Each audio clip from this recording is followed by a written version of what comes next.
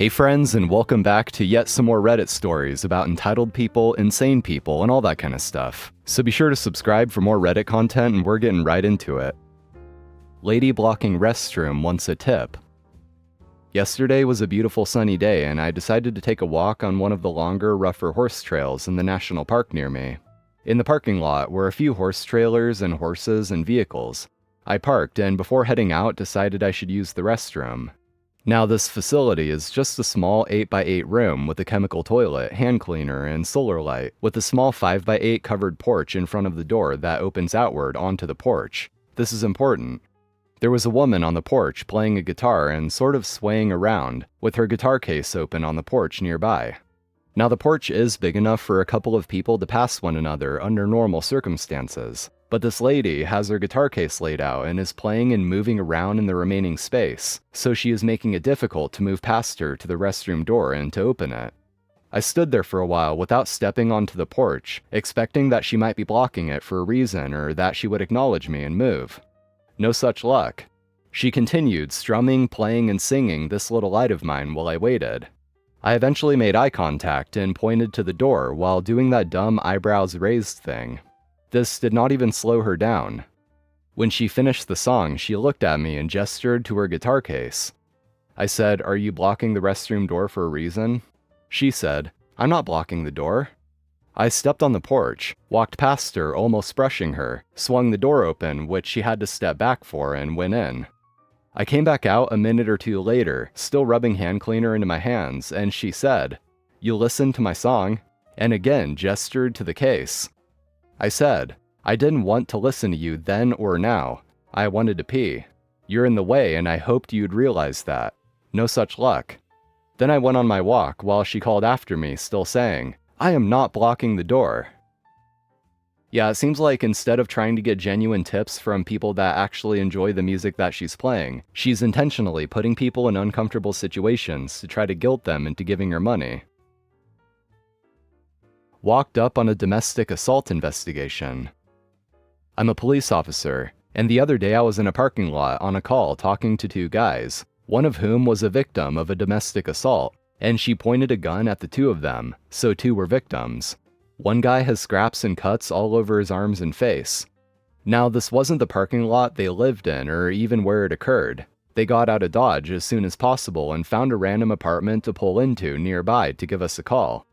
I'm reviewing video they had and taking statements when I see out of the corner of my eye a woman who isn't involved at all approach. She's in her mid-60s. She doesn't get my attention. She doesn't wait for me to ask her what she needed. She walks between me and my partner and goes up to the guys I'm talking to and says, "I've been a renter here for 20 years. Is there anything I can help you with?" I immediately tell this woman to leave us alone and that she has no right to interrupt my investigation like this. She starts to say how rude I was, and I was pretty over it instantly. I end her involvement with a short, "There's nothing here for you, please walk away," which she only did after making one more comment about me being rude. I don't know if she ever called in to my sergeant to complain, but I did call and give him a heads up what happened.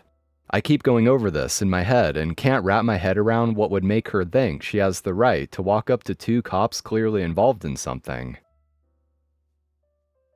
Entitled couple gets kicked out of campground.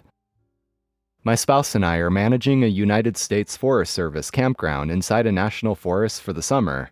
The sites are $32 a night, or if you have an America the Beautiful pass, it saves you 50%, so then $16 a night. These people made a reservation and then once they arrived, decided to also grab a first-come, first-served site. Basically these sites that are non-reservable, and you just show up and hope for the best and that one is available. Well, up until the end of June, we did not have any potable water available in the campground. A massive break in the pipes bringing the water to us happened over the winter. We had to wait for repairs. The website that people use to make reservations is really slow at updating things. I mean, it's a government site. What did we expect? Anyway, no one was informed about us having no potable water till arrival. This caused a lot of people to be pissed off and scream at us. Finally, 1 week prior to the water finally being turned on, they updated the site to let people know that no potable water was available, and it was a 50% discount on first-come, first-served sites because of this. Unfortunately, we have had water available for 3-ish weeks now, and the site and emails still stay a 50% discount. So now we are having people yell at us because they have an email stating 50% off and they want it, even though the US Forest Service has informed us that a discount is no longer available. Well, this old couple decides that not only are they still taking the 50% no water discount, they are also taking their Senior America the Beautiful Pass 50% discount too. This means they were only paying $8 a night. When we went to tell them they were only allowed one discount of the two, they blew up. "We've been coming here for 40 years. We've never paid this much in our lives. You're ripping us off." Ironic, since they were literally ripping us off. We call our manager, who says, "Just let them be. I don't want you guys getting hurt. We are the only managers here, and we are 1 hour from the nearest small town. We've already broken up a few fistfights at this point and had people threaten us." She figured it's not worth us getting injured or shot, because America and people love their guns. Anyway, yesterday comes and their reservation ended that morning. Checkout is 11 a.m. We come by at 11:30 to clean the site. They are still there and no signs of packing up. We mention that the reservation ended this morning and new people are coming in tonight. They need to leave. Cue the whining. "We've been here for 2.5 weeks. You can't kick us out. We come here every year. We've been coming here for 40 years. We aren't leaving. We made reservations through Monday." They had in fact not made reservations through Monday. We call our manager and tell her everything. She says screw this and she drives out. Drives right up and tells them they have to leave, or she's calling the law enforcement officers for theft of services, and reminds them they refuse to pay the proper amount for their other sites. The woman says, "Well, who are you to tell us what to do? You don't work here." My boss says, "I'm the district manager for all these campgrounds, and if you don't want a ban and law enforcement called, you're going to have to leave, and leave now." They packed up and left, but took over 4 hours to do so. They finally pulled out at 8 p.m. last night. These are the first people to complain that everyone wants a handout and things for free, and they are literally going around cheating places out of money, while refusing to vacate or pay any more for the 2 nights they absolutely did not reserve. Such an annoying part of this job. Boomer neighbor set Silent Jen neighbor's house on fire. This happened about 10 years ago, but the story still belongs here. At the time, my family was living in a duplex, and we were close friends with the couple in the duplex next to us. The guy who lived in the other side of their duplex was a boomer who collected junk cars. He'd park them all up and down our block, and just leave them there untouched for months.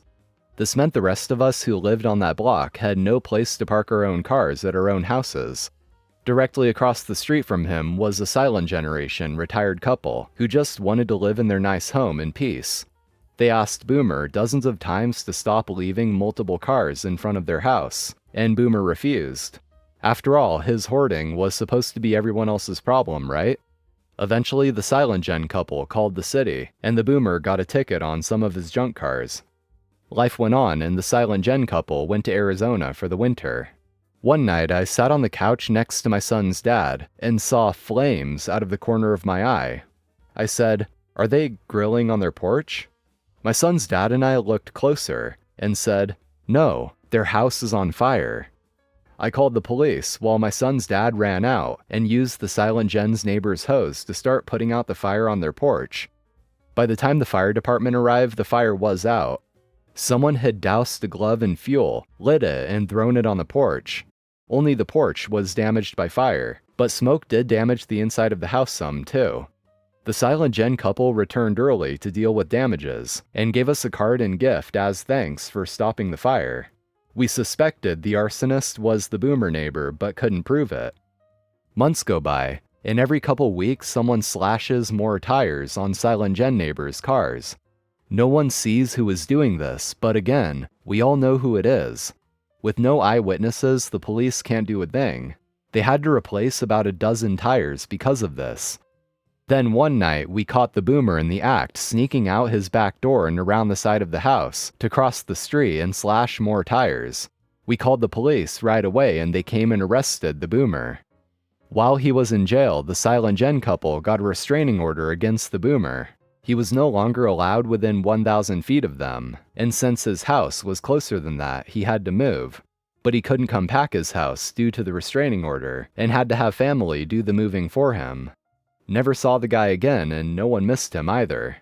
All this over his horde of junk cars he thought everyone else should have to deal with.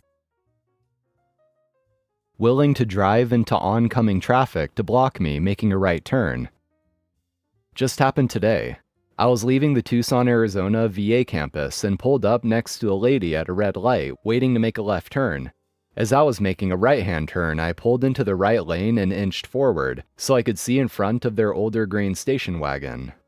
As soon as I did, she looked at me and pulled forward, still having a red light, to block me. I pulled forward a bit again. She did the same, looking at me like I was in the wrong the whole time for, I guess, daring to make a right turn on red while she had to wait. By the third time I pulled up a bit, she lurched forward while the light was still red and was about halfway into the incoming lane. Fortunately for her, no cars were coming. At this point, the, I'm guessing, husband started yelling at me for, quote, blocking their view so they can't turn. You know, left, on a red light. So I yell back, you can't make a left on red anyway, dumbass. And since they were so thoughtlessly blocking the lane from oncoming traffic anyway, I made my right turn. Last thing I saw was the husband flipping me off in my rear view, as they finally got a green light and gunned it while making the left turn. I'm actually a little surprised they didn't try to follow me for some stupid reason. Anyway, friends, thank you for watching, I appreciate it. Make sure to drop a like if you enjoyed and subscribe to the channel for more Reddit shenanigans. So stay awesome, have a nice day, and I'll see you next time.